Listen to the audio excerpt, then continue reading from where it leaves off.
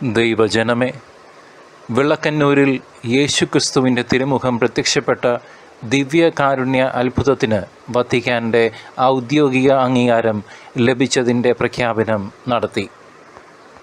2025 May 31 ഉച്ചകഴിഞ്ഞ് 2:30 ഇന്ത്യയിലെ apostolic nuncio archbishop Leopoldo Girelli ഔദ്യോഗികമായ പ്രഖ്യാപനം വിളക്കന്നൂർ ക്രിസ്തുരാജ ദേവാലയത്തിൽ വെച്ച് തലശ്ശേരി അതിരൂപതയിലെ അഭിവന്യ പിതാക്കന്മാരുടെയും ബഹുമാനപ്പെട്ട വൈദികരുടെയും സന്യസ്തരുടെയും ദൈവജനത്തിൻ്റെയും സാന്നിധ്യത്തിൽ നടത്തി.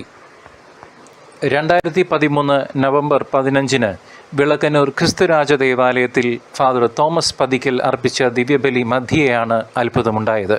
വിശുദ്ധ കുർബാനയ്ക്കിടെ തിരുവോസ്തിയിൽ ഈശോയുടെ തിരുമുഖത്തിൻ്റെ ഛായ പ്രത്യക്ഷപ്പെടുകയായിരുന്നു.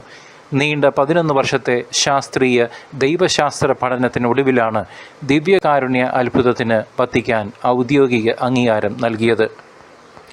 തിരുവോസ്തിയിലെ ഛായാചിത്രത്തിൽ പുറമേ നിന്നുള്ള ഏതെങ്കിലും പദാർത്ഥത്തിൻ്റെ സ്വാധീനമുണ്ടോ എന്ന് മനസ്സിലാക്കുവാൻ കഴിയുന്ന പരീക്ഷണങ്ങളായിരുന്നു വിശ്വാസ തിരുസംഘം നിർദ്ദേശിച്ചിരുന്നത്. തിരുവോസ്തിയിലെ ഛായാചിത്രത്തിൻ്റെ അതേ പദാർത്ഥമാണ് തിരുവോസ്തിയുടെ മറ്റു ഭാഗങ്ങളിൽ ഉള്ളതെന്നും ഈ ഛായാചിത്രം തിരുവോസ്തിയിലെ പദാർത്ഥങ്ങളിൽ നിന്ന് തന്നെയാണ് രൂപപ്പെട്ടതുമുള്ള നിഗമനത്തിലാണ് ശാസ്ത്രീയ പഠനങ്ങൾ എത്തിച്ചേർന്നത്. തിരുവോസ്തിയിലെ ഛായാചിത്രത്തിൽ പുറമേ നിന്നുള്ള ഒരു പദാർത്ഥത്തിൻ്റെയും സ്വാധീനം പഠനങ്ങളിൽ കണ്ടെത്താൻ കഴിഞ്ഞില്ല. ശാസ്ത്രീയ പരിശോധനയ്ക്കായി 3 പരീക്ഷണ പഠനങ്ങളാണ് വിശ്വാസ തിരുസംഘം നിർദ്ദേശിച്ചിരുന്നത്. ഒന്നാമത്തേത് ഫൂറിയർ ട്രാൻസ്ഫോം ഇൻഫ്രാറെഡ് സ്പെക്ട്രോസ്കപ്പി അനാലിസിസ് അഥവാ FTIR അനാലിസിസ്. രണ്ടാമത്തേത് high performance liquid chromatography HPLC. 3 mass spectrometry. Bangalore Christ യൂണിവേഴ്സിറ്റിയിൽ ഈ പഠനങ്ങൾക്കുള്ള ആധുനിക ഉപകരണങ്ങൾ ഉണ്ടായിരുന്നതിനാൽ വിശ്വാസ തിരുസംഘത്തിൻ്റെ അനുമതിയോടെ ബാംഗ്ലൂർ ക്രൈസ്റ്റ് യൂണിവേഴ്സിറ്റി ലാബിലാണ് പഠനങ്ങൾ നടത്തിയത്. വിശ്വാസ തിരുസംഘത്തിൻ്റെ നിർദ്ദേശമനുസരിച്ച് ശാസ്ത്രീയ പഠനങ്ങളും പരീക്ഷണങ്ങളും നടത്തുവാൻ ശാസ്ത്രജ്ഞന്മാരുടെ ഒരു സമിതിയെ തന്നെ നിയോഗിച്ചു.